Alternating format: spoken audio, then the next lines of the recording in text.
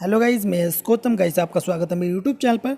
Guys आज इस video में मैं आपको अकाउंटिंग की सेकंड स्टेप बताने वाला हूं। तो गाइस इससे पहले मैंने आपको बताया था ओपनिंग बैलेंस डालना। आपको प्रीवियस डाटा से करंट डाटा में ओपनिंग बैलेंस डाल लेना है। फिर गाइस आपके पास आप माल परचेज़ करेंगे तो गाइस उसकी एंट्री भी आपको करनी होगी।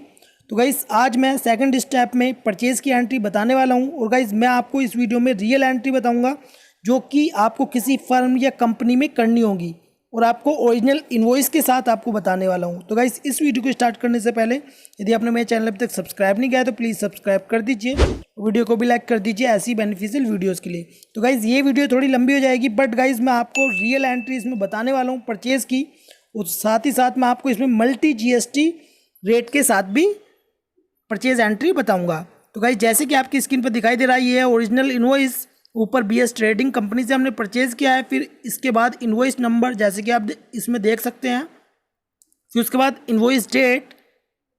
फिर उसके बाद है शिपिंग और पार्टी यस ट्रेडिंग कंपनी जो कि हमने माल परचेज किया है। और नीचे गाइस याद रखिएगा जो परचेज या सेल का जो भी इनवॉइस होता है उसके नीचे टैक्स दिया होता है, टैक्स रेट कितना एप्लीकेबल है। तो इस पर 18% IGST लगा हुआ है, ठीक है। उसके बाद इसमें इनवॉइस वैल्यू नीचे दी हुई है 850 रुपये, ठीक है। आपको घबराने की ज़रूरत नहीं है। किसी किसी इनवॉइस में पता भी नहीं चल पाता है बट गाइस आपको जो टैक्स के इसमें जहाँ पर एप्लीकेबल होता है तो नीचे एक कॉलम में दिया होता है, ठीक है। अब गाइस हमारा जो सेकंड है वो है अकाउंटिंग पार्ट 2 जिसमें कि purchase entry in tally ERP 9, ठीक है। तो परचेज़ की गाइज मैं आपको बता दूं जो परचेज़ की एंट्री है, परचेज़ हमेशा डेबिट होती है और पार्टी हमेशा क्रेडिट होती है। परचेज़ हमेशा डेबिट होती है, पार्टी हमेशा क्रेडिट होती है। अब मैं बात करूं सेल एंट्री की तो सेल एंट्री इसके अपोजिट होगी।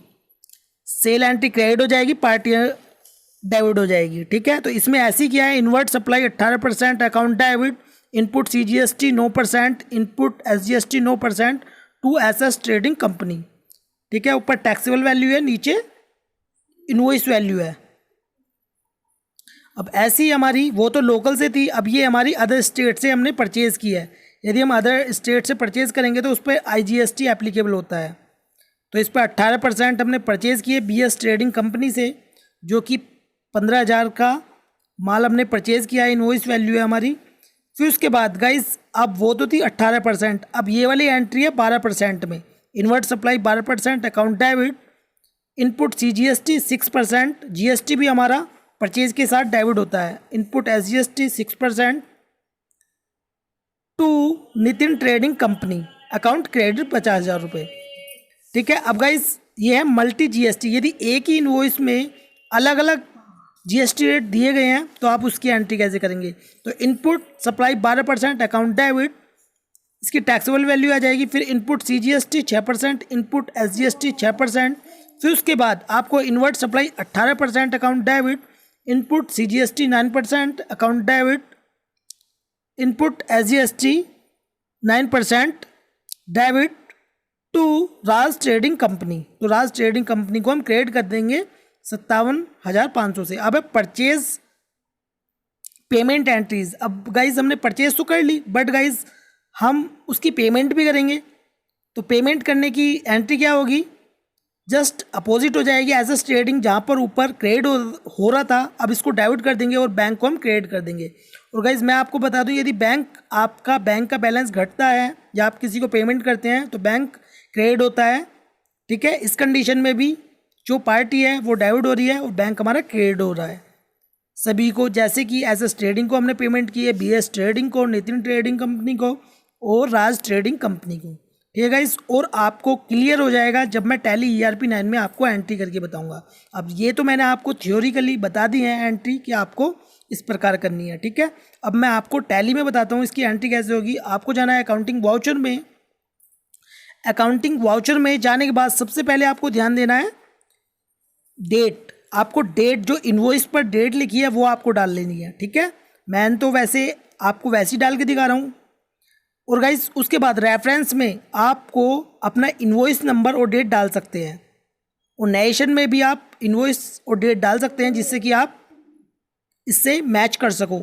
यदि आप गलती से भी हो जाए तो उसे आप मैच कर सकते हो रेफरेंस और नरेशन में। अब गाइस क्या करेंगे, हम एज अ ट्रेडिंग कंपनी को हम क्रिएट कर देंगे 75,000 से और परचेज को हम डाइवर्ट कर देंगे। इनवर्ट सप्लाई 18%, 63,559 रुपये 33 पैसे। फिर उसके बाद परचेज तो देखो डाइवर्ट ही होती है, बट गाइस जो इसका इनपुट जीएसटी है हमारा वो भी डाइवर्ट होता है। तो इनपुट CGST 9%, 5720 रुपये 33 पैसे। अब इनपुट SGST 9% है। तो गाइज ये जो परचेज की है, ये जो परचेज की गई है ये लोकल से है। लोकल में हमारा CGST और SGST एप्लीकेबल होता है, अदर स्टेट से करते हैं तो IGST होता है। ठीक है, अब राउंड ऑफ में हम डाल देंगे जो भी हमारा, मान लीजिए 0.10 पैसे है तो वो हम राउंड ऑफ में डाल देते हैं। ठीक है, अब गाइज इसमें नरेशन लिख देंगे आप। ठीक है, तो इसमें आप इनवॉइस नंबर या अपने अनुसार डाल सकते हैं आप नरेशन। ठीक है, बट गाइज मैं आपको इसमें लेज़र ओपन करके दिखा देता हूँ। एज अ ट्रेडिंग कंपनी जो अंडर ग्रुपिंग में आएगा, सन्ड्री क्रिएटर में आएगा, और इसका नाम, एड्रेस, पिन कोड और GSTN नंबर इसमें डाल देंगे। अब बात करते हैं इन्वर्ट सप्लाई 18% की, तो ये हमारा परचेज अकाउंट के अंडर में आएगा। अब बात करते हैं इनपुट CGST और SGST, ये हमारा ड्यूटी एंड टैक्सेस में जाता है GST। तो इनपुट SGST ये भी हमारा ड्यूटी एंड टैक्सेस में ही जाएगा। जो भी हमारा GST होता है, चाहे CGST, SGST या IGST हो। अब राउंड ऑफ का जो लेज़र है वो इनडायरेक्ट एक्सपेंसेस में जाता है। ठीक है, अब इस जो हमारी परचेज का वाउचर है इसको हमने सेव कर देंगे। ठीक है, अब ये हमारी जो हमने लोकल से परचेज की थी ये एंट्री हो चुकी है।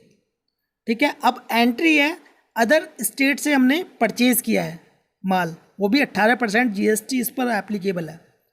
तो एंट्री तो सेम ही होगी, परचेज हमेशा डाइवर्ट होती है। ठीक है, और टैक्स जो GST है वो भी डाइवर्ट होगा, बट जो जिससे आप खरीद रहे हैं माल वो आपका क्रेडिट होगा।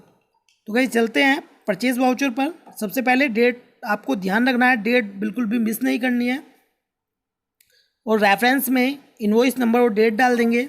फिर उसके बाद टू BS ट्रेडिंग कंपनी जो पार्टी है उसको हम क्रिएट करेंगे कितने से, 15,000 रुपये से। 15,000 रुपये हमारी इनवॉइस वैल्यू है। ठीक है, फिर इन्वर्ट सप्लाई 18% जो कि हमारी टैक्सेबल वैल्यू है, 12,711 रुपये 90 पैसे। फिर उसके बाद बाय इनपुट IGST 2,288 रुपये 10 पैसे। ठीक है, ये हमने अदर स्टेट से किया है परचेज माल, तो इस पर IGST एप्लीकेबल है। अब नरेशन में आप इनवॉइस नंबर और डेट डाल सकते हैं या अपने अनुसार नरेशन में लिख सकते हैं।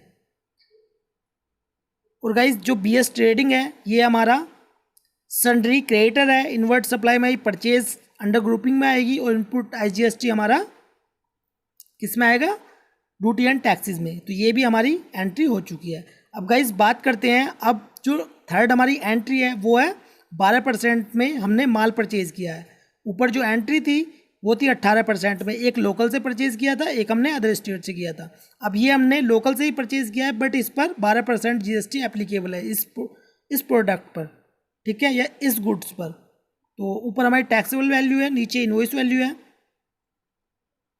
तो गाइस सबसे पहले डेट चेंज करेंगे, फिर उसके बाद रेफरेंस में आपको इनवॉइस नंबर और डेट डाल लेनी है। तो नितिन ट्रेडिंग कंपनी से हमने माल परचेज किया है, तो नितिन ट्रेडिंग कंपनी आ जाएगा। कितने हज़ार का किया है, इनवॉइस वैल्यू कितनी है, 50,000 रुपये। तो गाइस एक बात मैं आपको और बता दूं, टैक्सेबल वैल्यू हमारा GST निकालते हैं हम किस पर, टैक्सेबल वैल्यू पर, इनवॉइस वैल्यू पर नहीं। जिस पे हम टैक्स निकालते हैं वो हमारी टैक्सेबल वैल्यू होती है। 44,642 का 12% इस पर टैक्स लगा हुआ है। तो इन्वर्ट सप्लाई 12%। अब इस पर इनपुट CGST 6%, 2678.60 पैसे।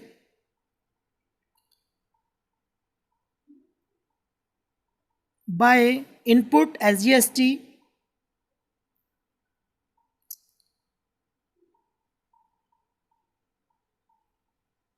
इनपुट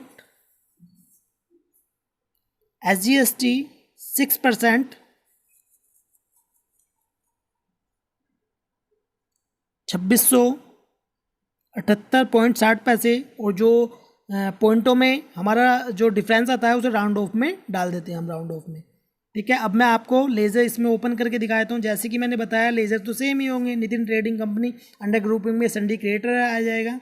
ठीक है, इन्वर्ट सप्लाई जो है हमारी वो परचेज अकाउंट्स में चली जाएगी, जो हमने परचेज किया है। इनपुट CGST है, ड्यूटी एंड टैक्सेस में जाएगा अंडर ग्रुपिंग। इनपुट SGST ये भी हमारा ड्यूटी एंड टैक्सेस में चले जाएगा। और राउंड ऑफ इनडायरेक्ट एक्सपेंसेस में हम लेज़र क्रिएट कर लेते हैं, जो कि अंडर ग्रुपिंग होती है इनडायरेक्ट एक्सपेंसेस। अब इसके बाद नरेशन लिख देंगे और नरेशन लिखने के बाद इस वाउचर को हम परचेज वाउचर को सेव कर देंगे। ठीक है, अब ये तो हो गई। ठीक है, अब मैं आपको बताने वाला हूँ इसके बाद मल्टी GST परचेज एंट्री। अब मान लीजिए एक ही इनवॉइस है, एक ही इनवॉइस में आपने 2 गुड्स खरीदे हैं जिस पर 12% भी GST एप्लीकेबल है और 18% भी, तो आप उसकी एंट्री कैसे करेंगे? तो राज ट्रेडिंग कंपनी से 57,500 रुपये का हमने माल खरीदा। सबसे पहले आपको क्या करना है, डेट चेंज कर लेनी है। रेफरेंस में इनवॉइस नंबर और डेट आपको डाल लेनी है। ठीक है, फिर 2 में आ जाएगा, जो हमारी पार्टी है उसको क्रिएट करेंगे। राज ट्रेडिंग कंपनी 57,500, तो क्रेडिट जो करेंगे हम करेंगे 57,500 से, जो हमारी इनवॉइस वैल्यू है। अब गाइस जो है हमारी इन्वर्ट सप्लाई, सबसे पहले हम 12% है, तो इसकी 12% की जो टैक्सेबल वैल्यू है वो 25,000 रुपये। ठीक है, अब इस पर 6% CGST और SGST एप्लीकेबल है। तो इनपुट CGST 6%, इनपुट CGST 6%, 1,500 रुपये। इनपुट SGST 6%, 1,500 रुपये। ठीक है, ये तो हो गई हमारी 12% वाली। अब बाय इनवर्ट सप्लाई 18%। अब 18% जो एप्लीकेबल है, 18% वाला जो गुड्स है, माल है हमारा, उसकी एंट्री करेंगे इसी एंट्री में, एक ही एंट्री में। तो इनवर्ट सप्लाई 18%, 25,000 रुपये। Input CGST 9%,